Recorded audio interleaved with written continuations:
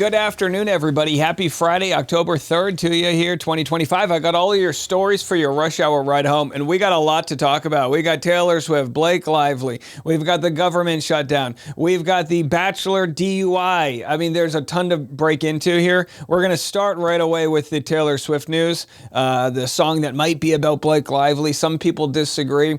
My overall thoughts on the album, I always find it interesting. I don't call myself a Swiftie, but I always find it interesting how people are so emotional when they receive an album. Some people are really upset it didn't meet the mark and the expectations are so high. I think with music, there's this dopamine rush that comes from like knowing the lyrics to your song. Whatever that anthem is that you sing at the Sweet Caroline. You release this love when you know a song, and there's it takes some familiarity. So maybe you listen to the album a couple times and you go, yeah, there's 3 or 4 hits on there. You're not going to bat 1,000. Right? Either way, I don't have any defense of Taylor Swift. I just find it interesting that how beloved she is, that her fan base, will buy tickets all over the world to see her and wait till midnight to have a glass of wine and listen to the album. And it's cool. It's cool. So much credit to the Swiftie crowd for having passion all these years with art. Taylor does a great job of giving enough breadcrumbs to make it appear that way. It seems obvious, the Gucci reference, the flower reference to the florals, although the whiskey reference doesn't exactly hit, as Blake Lively did have an alcohol brand, but she doesn't drink, so maybe it's not whiskey. Who knows? It could apply. It's one of those things. I have no idea if that's about Blake Lively, but I do find it interesting. People on Reddit have been mixed on it. Someone said, if canceled really is about Blake, I don't see how it's supporting her. If anything, it's admitting there was no harassment or smear campaign. It's about someone being canceled because of their own actions. Girl bossing too close to the sun. Yeah, first of all, girl bossing too close to the sun, that's a chef's kiss for a lyric, if you ask me. Too close to the sun, of course, refers to the Greek mythology of flying with wax on your wings and they warm up and you crash. It's really about the fall from grace. That's really what it is. And Blake did have a fall from grace in some way. I wouldn't say she had grace in the first place, but she definitely had a fall. I don't know. Maybe it's about Blake, maybe not. And maybe that's the point of a lyric. Maybe it's about several different things, how you interpret it. Again, I have no idea. I'm interpreting this story as a rough one for you right here. We've got The Bachelor's Melissa Rycroft. She, of course, was charged with a DWI, told cops she was a hit-and-run victim during her arrest, which, again, is that true? I don't know. She's been on Dancing with the Stars. You'd think she's got the balance there to pass a field sobriety test. I don't know if she blew. I don't know what her blood alcohol level was. The officer claims Melissa had bloodshot eyes, slurred speech, and alleges she had a slight odor of a metabolized alcoholic beverage. Maybe she was drinking one of Blake Lively's Betty Boop beverages. Who knows? Either way, look, the cops get it wrong sometimes. They'll tell you look like you got blood. I look like I got bloodshot eyes. I got a 17-month-old baby. I've had bloodshot eyes since the Reagan administration. I haven't slept. I do 2 podcasts a day. But either way, I'm not defending her because I'll tell you what, I have a lot of, I don't get much sleep with a baby, but I don't look like that. I mean, she looks swollen. But either way, not here to judge. We'll have to see. But was she the victim of a hit and run? Or did she, or maybe was she the one who hit and then she ran? She's a victim of her own hit and run. We'll have to see. DoorDash unveils new robots for autonomous deliveries. All right, we have another Blake Lively story. That wasn't it, folks. Come on, I got more for you. We have a big win for Baldoni's side. I'm going to discuss that in a minute. But first, today's episode of the Rush Hour Podcast is sponsored by Tropical Smoothie Cafe, one of my favorites. Ooh, are they delicious. Start your day with a protein-packed breakfast from Tropical Smoothie Cafe. Oh, you thought they only had delicious smoothie options? You're mistaken. Pair that smoothie with a toasted breakfast wrap, order ahead online, and earn rewards with the Tropical Smoothie Cafe app. Like to customize things? Add more good vibes to your smoothie. Fresh add-ins like almonds, spinach and kale, chia seeds, or supplements like protein and Energizer. My favorite smoothie is the Peanut Paradise, chock full of 22 grams of protein. My wife loves the mixed berry Greek yogurt bowl topped with fresh strawberries and blueberries, which comes with a whopping 26 grams of protein. Make every day a getaway with our bold flavors and better for you pairings only at Tropical Smoothie Cafe. Tropical Smoothie Cafe, you're on Tropic Time now. Now back to the show. Speaking of hit and run, you're going to have to watch out for these little stroller-sized vehicles that will be driving your Taco Bell order around when you get too high to drive. Maybe Melissa Rycroft could have used DoorDash. Have a listen. Meet Dot, DoorDash's first commercial autonomous delivery robot rolling out around Phoenix. At just 1/10 the size of a car, DoorDash says this all-electric bot can travel up to 20 miles per hour on sidewalks, bike lanes, and even roads, using built-in navigation tech like GPS, radar, lidar, and cameras. Boy, they'll do anything not to pay us a livable wage, right? You just want to make $20 an hour, and they're like, how about robots? So this is it. These are jobs, as a comedian, I've done plenty of freelance jobs in the past, Uber, Lyft, things like that. I actually signed up to be a Postmates driver. I went to the informational meeting and I was like, no thanks.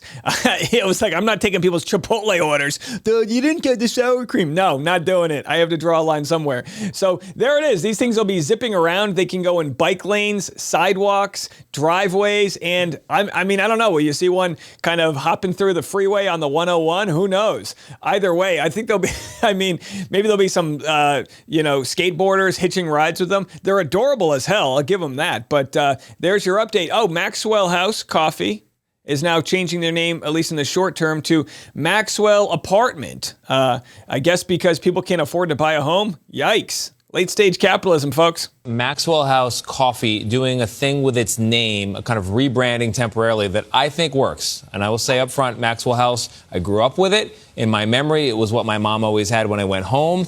They've been around for 133 years. They're temporarily changing the name to Maxwell Apartment instead of house. Okay. Saying, quote, in a time when values matter more than ever, Americans seek value in areas of their everyday, including where they live, with nearly a third opting to rent versus purchase a home. Okay. Right. So speaking to a younger generation of renters, also, you can get a 12-month lease of the Maxwell brand coffee temporarily, so you get a year's supply on a short-term basis.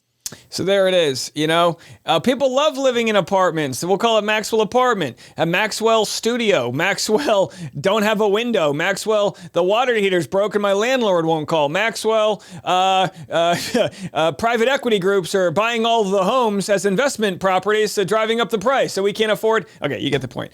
Not Maxwell's problem. Give us a solution. Okay, so let's go back to Taylor Swift. And by the way, I got a comment. Comments are coming through the roof here, with Taylor Swift. Here's Christine in our chat. She says, and by the way, you can always write in rushhourwithdave.com or join the Facebook community, Dave Neal's community, if you want to have these discussions. The Facebook community is free. Dave Neal's community on Facebook. I commented on your rush hour this morning because I can't stand the Taylor hate. I also know you probably won't see the comment because you have so many. True.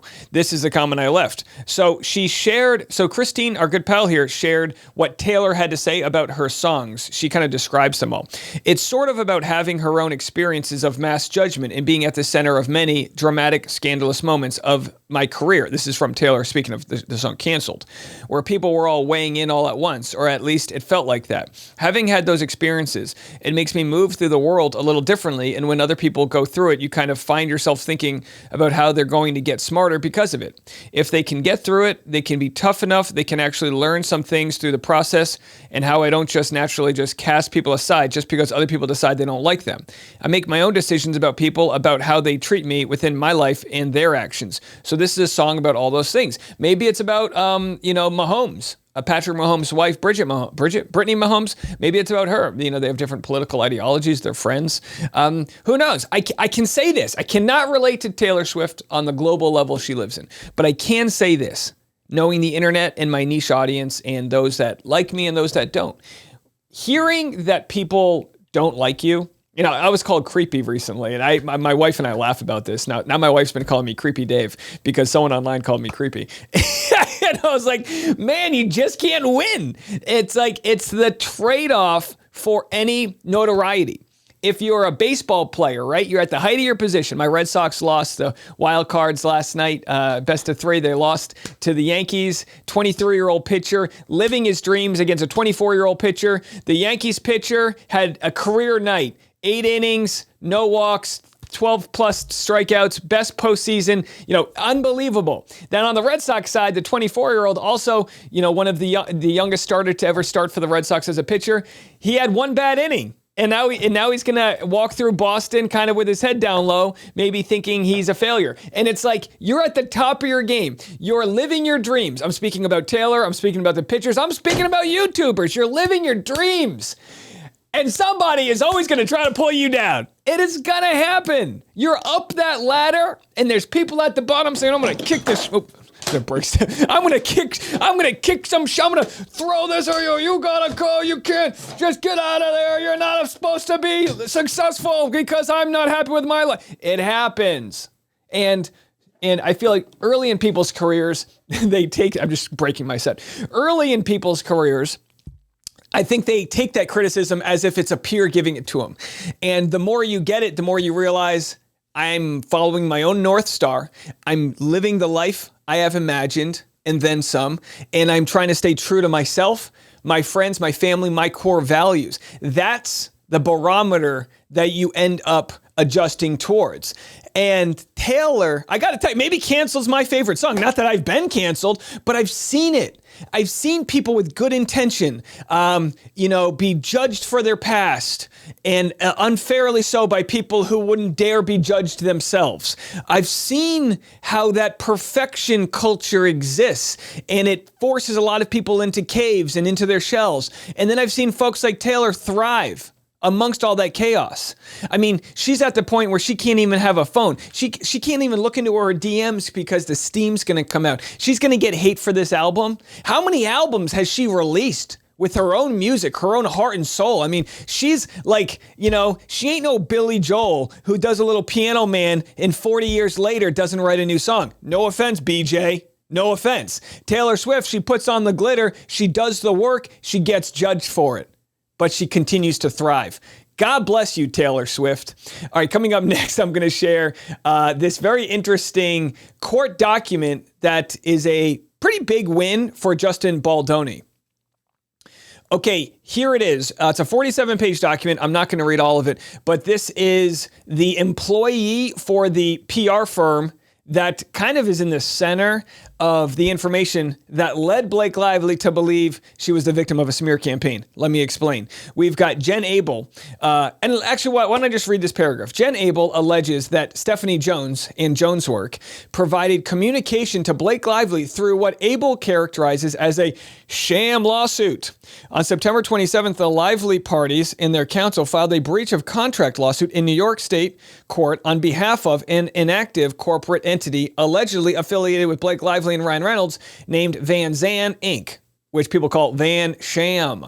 Van Zandt against several John Does. Once the lawsuit was filed, the Lively parties used it to issue a subpoena to Jones Work for all data stored on Abel's phone, including private communications from her iCloud and email accounts, as well as potentially privileged information. Since there were no identifiable parties and no party has been served, the subpoenas were issued without notice, depriving Abel of any knowledge of the subpoena, much less the opportunity to object. The same day the lawsuit was filed, Jones warned a departing employee not to work for Abel because her business wouldn't be around much longer.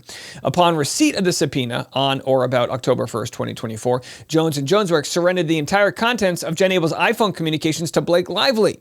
Van Zandt never requested the assignment of a judge, never substituted the Doe defendants for named parties, and never served the complaint on any defendant. The only docket entry for the case are the complaint and a notice of dismissal filed on December 19th, 2024, the day before Lively filed her complaint against the Wayfair parties. It is rotten. So the judge understands how rotten it is. The question is it legal what happened? I asked ChatGPT to give me a 2-paragraph summation of what the judge has to say. The judge has ruled granting some of this court case to go forward and denying some. The opinion from Judge Lyman of the Southern District of New York addresses a motion by Stephanie Jones and her PR firm, Jones Work, to dismiss counterclaims filed by their former executive, Jen Abel. So Stephanie Jones says, we want this to go away. Even though we're part of this sham lawsuit, we want it all to go away. Jen Abel alleged that after she resigned from Jones Work, Jones and her firm unlawfully accessed her iPhone and iCloud accounts. And by the way, Jen Abel alleges that she found out later that Stephanie Jones was reading her text messages months after months after, because she still had she didn't know that Stephanie Jones had her iCloud, which is super sketchy. So she claimed this was done through a sham lawsuit designed to legitimize the disclosure of her private data.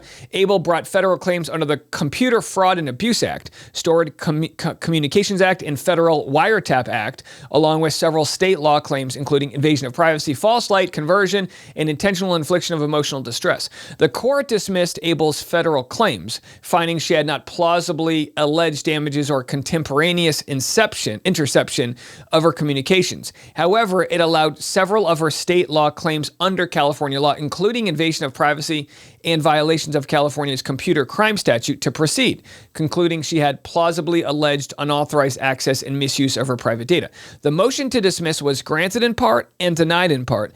Abel's federal statutory claims were dismissed, some with prejudice, but her core state law privacy and tort claims survived and will continue to litigation. This, to me, is a really big deal. This is a really big deal for Justin Baldoni and for Jen Abel, because these messages were taken from her unlawfully and given to Blake Lively. Now, who's at fault here? If it's if Stephanie Jones knew these messages existed, told Blake Lively off the record, hey, I got all these text messages, you're going to need to subpoena me, then she's so rotten. She's at the center of this multi-$100 million legal disaster. And I think she should have to pay somehow or another. If I'm Blake Lively and it goes sour, I end up blaming Stephanie Jones. That's what I do. And go, oh, Stephanie Jones led me astray. I thought all of this was true because of... Now, could there be a scenario where Blake Lively had a hunch that Stephanie Jones had damning information about Jen Abel and, in return, Justin Baldoni, and just decided to send a random subpoena?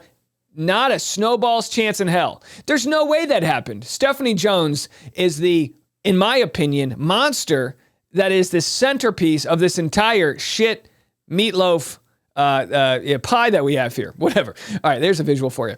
Okay, well, that's my update there. Now, speaking of a lot of sham BS that's going on out there, coming up next, I'm going to talk about the propaganda that's circulating our country regarding the shutdown. Who to believe? Why is the shutdown happening? Who's winning the shutdown? Dems versus Republicans? I got all of this coming next.